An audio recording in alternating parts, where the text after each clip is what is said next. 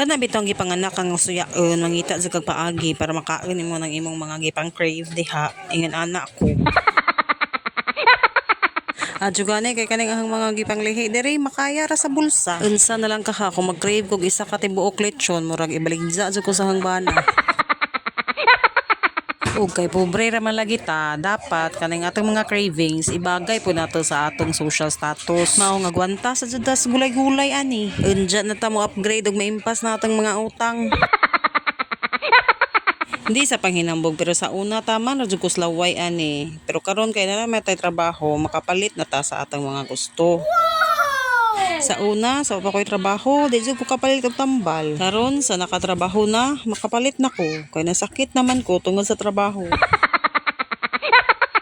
Sa una, pag pang-apply, ingon jud ko I can work under pressure. Pero wa man ni sasabot, uy nga I can work under low pressure area. Unsa naman ni uy? Pero sa unta man, ingon ana jud na kada trabaho raman ta. Di naman pud ta pwede mangitag sugar daddy kay tiguwang naman ta. Samot di na pwede mamurikat kay tambok na. Maong laban na sa diring dapita kay mura bisa tagnaw kaon. Abi man ko sa una og makatrabaho na daghan akong matigom. Saan man gada ito nga sud sa 5 ka tuig na pagpanarbaho ako ra may ning dakke, tambok ra may natigom.